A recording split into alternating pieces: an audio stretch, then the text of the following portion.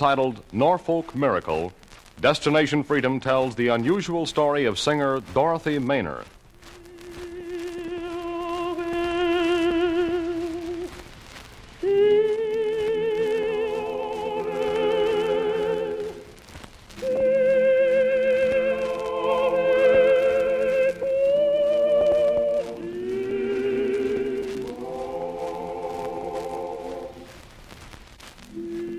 There was a girl who sang that way in the Bay City of Norfolk, down in Virginia. Church songs and old harmonies she'd learned in her father's church. Only for years, she sang only in the silent halls of her mind. And when the Reverend Elijah Maynor had to help his two daughters decide their careers, he thought of the music he'd heard from daughter Marion and said, Marion, I knew from the day you found your voice what you wanted to do with it. What, Dad? Sing. You're the best in Norfolk. Oh, No, I'm serious now. I know we haven't much money, but I'm sending you up to New York to one of them fancy voice training studios. You've got to keep singing. all right, Father. Good girl. Oh, I've been blessed with two good girls. One obedient and talented, the other obedient. Dorothy? Yes, Father. Why aren't you up here? You know I wanted to have a private talk with you and your sister. I was going to do some sewing for Uncle Bethel. You sent me over there. Yes. You sew as well as your sister sings. Maybe better. I do? I was right in raising you for useful work. I was just telling Marion here that because of that marvelous voice people talk so much about round Norfolk, she's just got to be the one to study singing. Don't you agree, Dorothy? Oh, Yes. Good. Now, there's not much money, but what we've got will go to develop Marion's amazing voice. Of course, you've done as much work singing in my choir as anybody, Dorothy. In fact, some say you sing more to yourself than you sing anywhere else. But that kind of singing can't be judged. Now, I've looked over a number of things I think you'd be good at. You've displayed excellent taste for cooking. And, of course, there's your sewing. That's the thing that's brought in the extra money we've needed. And then there's washing.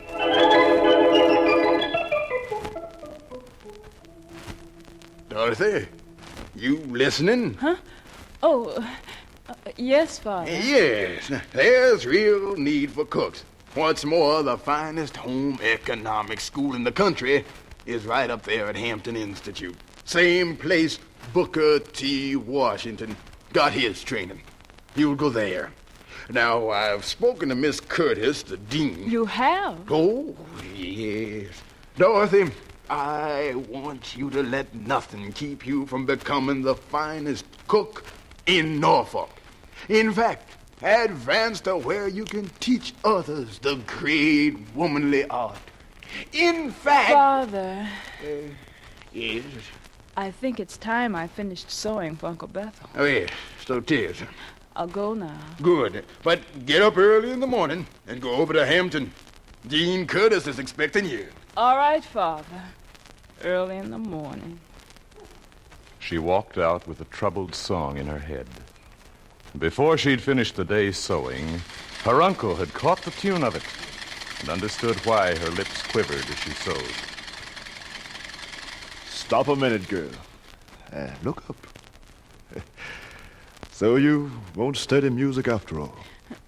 No. Yes. I've heard you singing all your life, and I'd swear your voice has a glory like no one else's.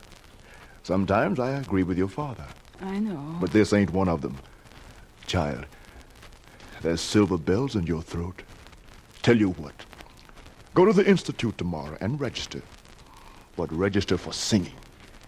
A year's training, and even the deaf will be able to judge your voice right. Just register for music. Believe me, you've got silver bells in your throat.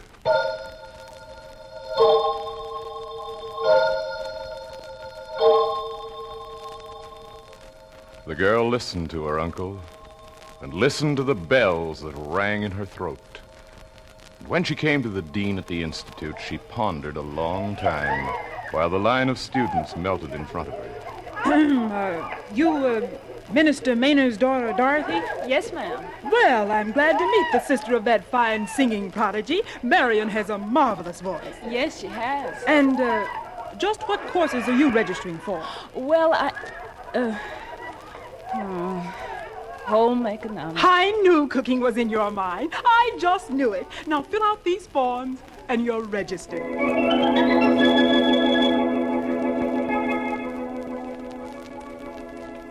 She registered and studied cooking and sewing until out of loneliness she would walk through the Virginia woods on the long, long trip to school. And when she was sure she was alone, she'd imagine she was surrounded by a choral group and would sing.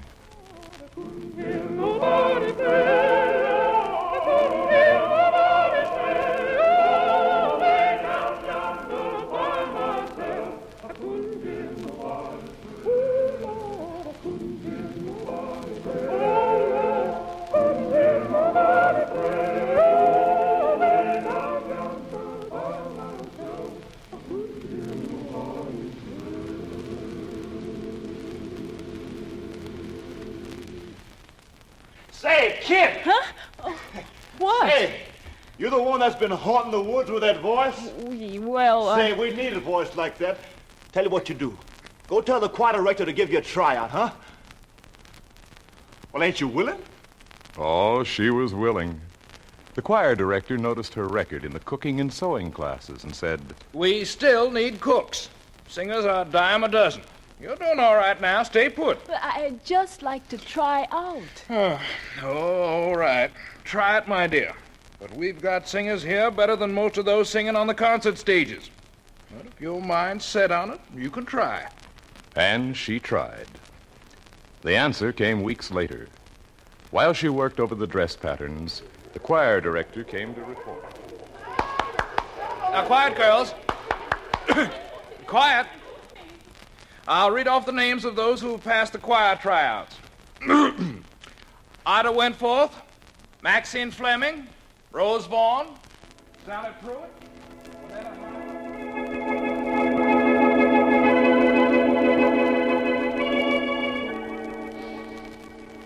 She listened to a long line of names, and when it was over, she went back to her sewing and waited for her chance to sing again.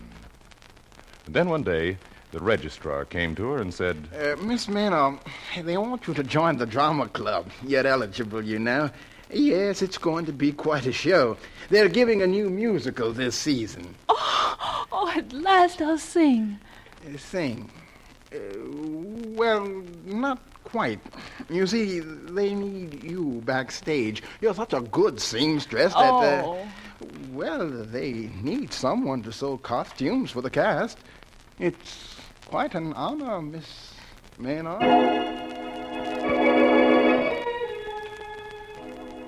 She took tape measure and pins and tried to still the silver-tongued singing that went on in her mind.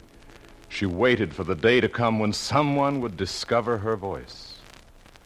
And a day came when the registrar reported.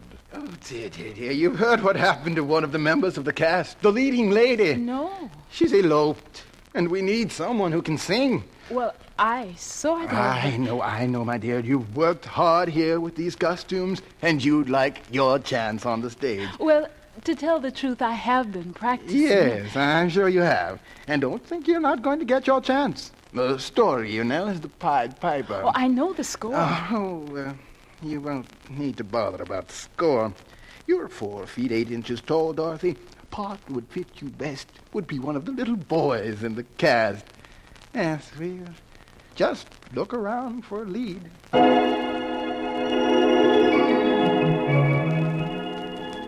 They looked, while the girl with the silver voice sewed costumes for school productions. And when someone was sick, she'd appear on stage with a basket or a spear. Until the call came one evening from Nathaniel Dett, the head of the music department. Miss Maynard, Yes? You've got to help us.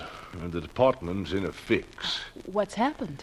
Well, each year we are invited up to Carnegie Hall to give a concert with our choir. Yes and no.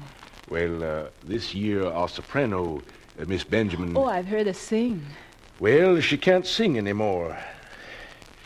She'll recover. But, we'll have to find a substitute. And I thought you might recommend someone. Well, I could. You see, I've heard that the folks in Norfolk have an amazing amount of respect for your judgment. Well, And I thought, you scout around and just bring every soprano you feel would have a chance in an audition. Oh. I see. I knew you would. You know, you've done some pretty good singing around Hampton yourself, they tell me. And you can judge a good voice when you hear it. Get me the best voices in Virginia.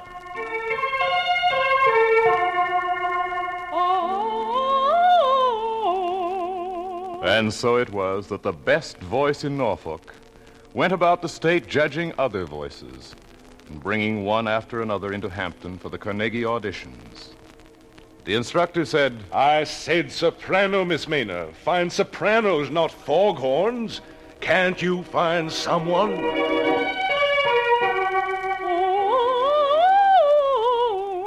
and she brought in more voices. There's not one who can qualify. Find me a singer.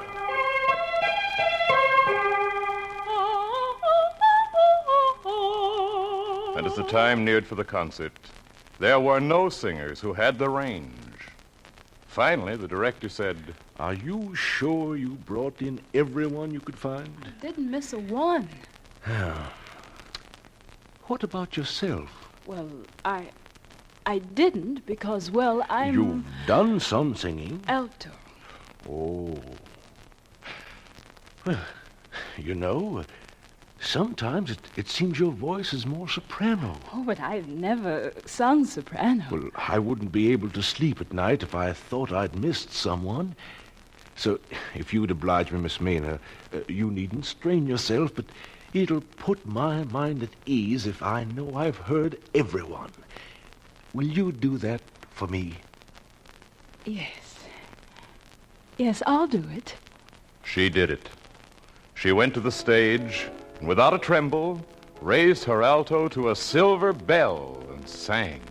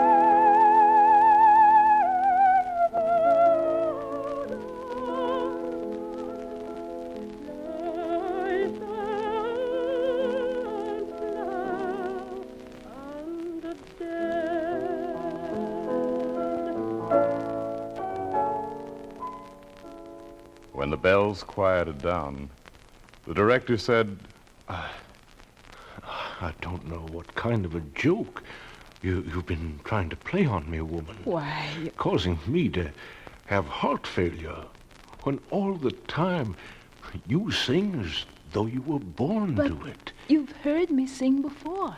Everyone has. They've never noticed. Yes, it's like that sometimes. Some people have ears but can't hear until it's been pointed out to them. I can hear now. You are the soloist for Carnegie Hall.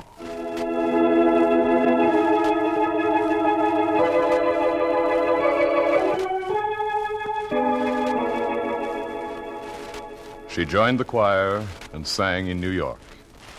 Then she went back to the industrial school for the final semester. What subjects this year, Dorothy?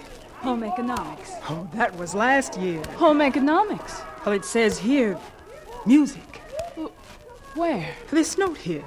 Someone in New York heard you sing and sent down money for you to finish your studies in the music department. See?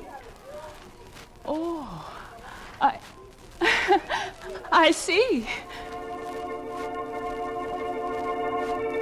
Someone had felt the vibrations that charged the air when she sang. Thereafter at Hampton, through the winter season, the folks around Norfolk began strolling over the campus to listen to their discovery. Then the dean listened and made a decision. Young woman, you can sing down here until your voice is gone. And nobody in the world will ever know they've missed the sensation of our time. You don't want me here? I don't want you buried. I want you to go to New York and study and enter every contest there is until you're recognized. You haven't any money to do it.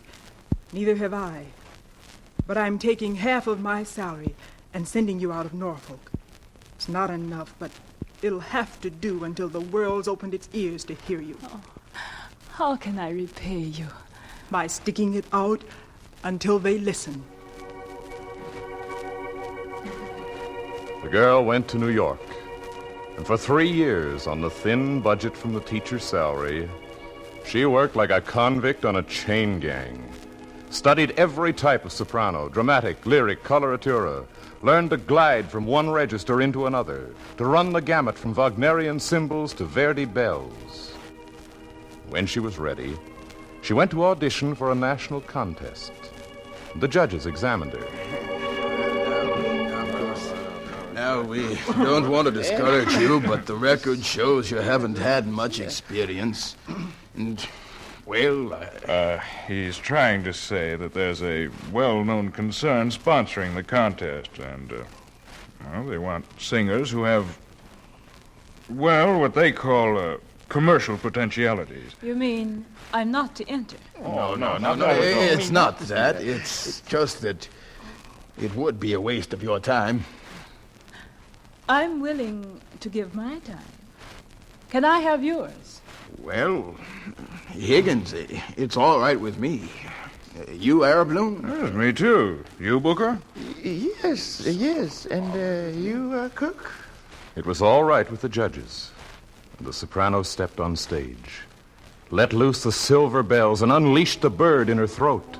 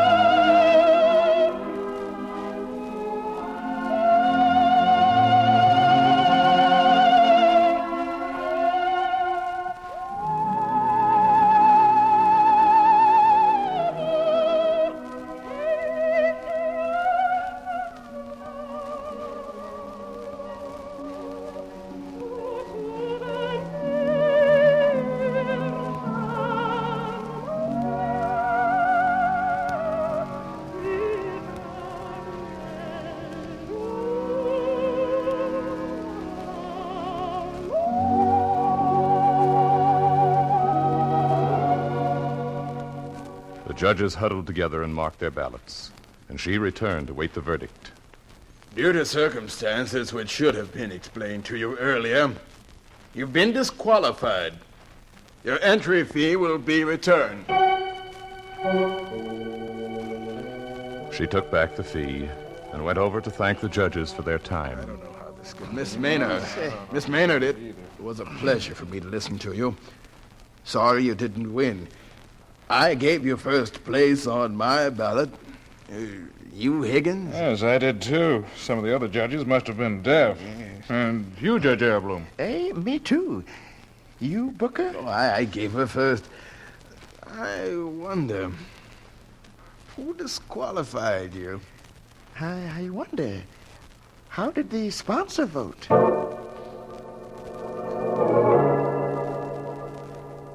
The judges looked for the answer on the floor. She walked from the contest chambers and remembered the teacher in Norfolk who had gambled half her salary on the victory of her voice. And she went through one contest after another, and won none. Then she took a job in a little Brooklyn church where she could work with the choir and sing in the evenings. And in those evenings, the laundry workers and cab drivers, hod carriers and housewives, steel workers and pile drivers would gather to listen to her and leave refreshed. There was a pile driver from Hampton who talked to his crew while he worked. Well, I'm telling you guys, I've been knowing that girl up at church since she first started to sing. You hear him, Willie? He knows the bird that chirps for us at church. That's right. There just ain't a single living back driver don't know. Yeah? And I'm telling you, I was one of the first to tell her she had a voice. Oh, and naturally hearing them all think words from a sledgehammer Toscanani, she took heed, and that's why she's here today. No, ain't nothing like that. But I've been thinking about her voice up there. Nothing but a voice. Nothing but the voice. And look, I've been thinking, how'd it sound with an all-male choir behind it? I heard her sing that way once down in Norfolk. You don't say. I do. She's been having trouble getting an audience, she says. Say, suppose we got up a male choir for her, just for background stuff, you know, and let her ring that silver tone over it. How'd that sound? Sounds like you're loafing. Now drive them spikes, you guys. Okay. Drive them in. The spikes were driven in, but an idea had gone home. That evening, the driver spoke to Dorothy about it. It's a wonderful idea. Oh, good. Glad you like it. See, you go around to some of these music schools, see, and pick out a good group of men singers. Yeah, sure. Go ahead. I'd like to get the best kind of male voices. Well, sure, like I say, go to some studios, see, and pick out some men I'd like to start my choir with your voices. Oh, well, we can't sing. I like the way working men sing, and they'll be my choir.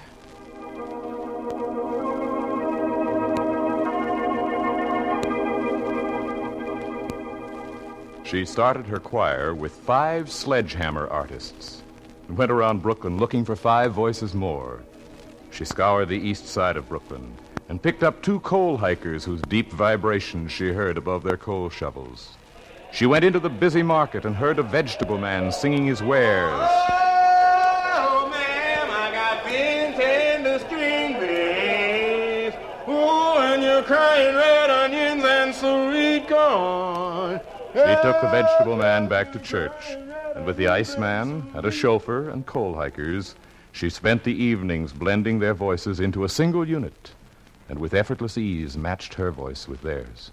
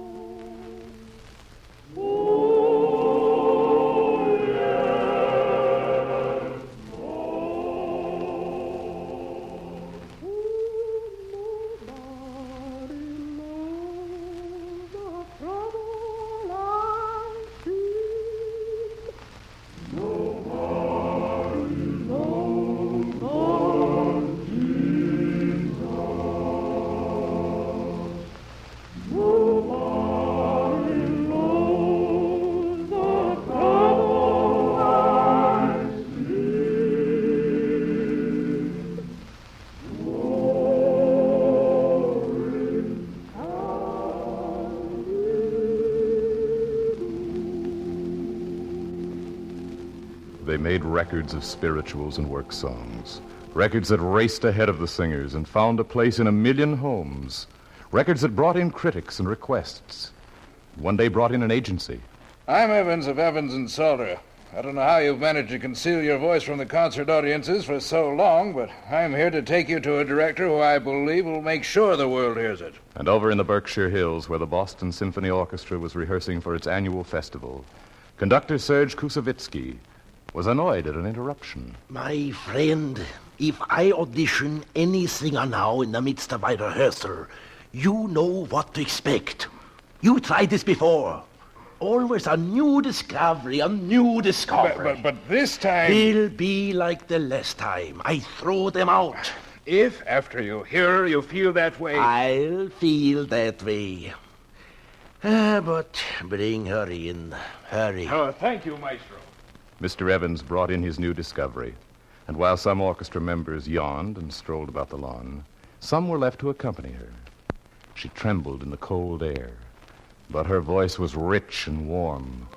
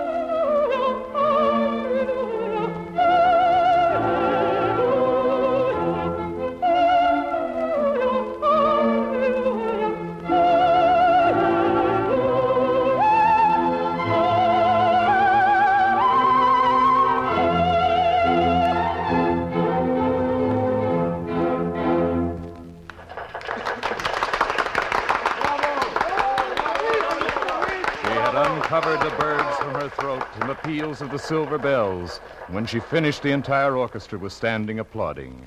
And the conductor said, It's a miracle. A musical revelation. The world must hear your voice.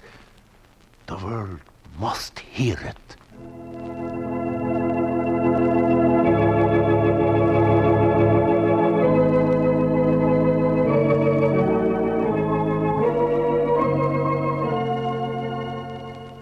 The conductor listened again and again and told the musical world about her.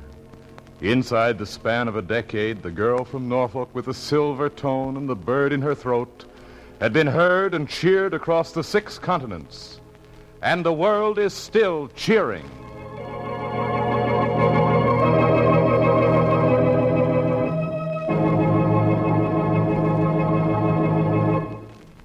You have just heard Destination Freedom's dramatization of Norfolk Miracle, the story of Dorothy Maynor. Destination Freedom is written by Richard Durham and produced by Homer Heck and directed by Dick Lochran.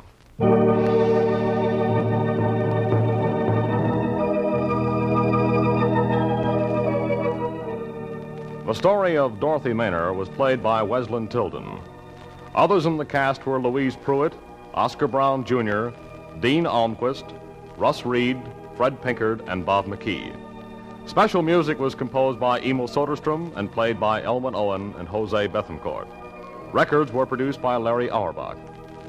This is Charles Mountain inviting you to join us again next week when Destination Freedom will tell the story of the legendary figure Stack Ali.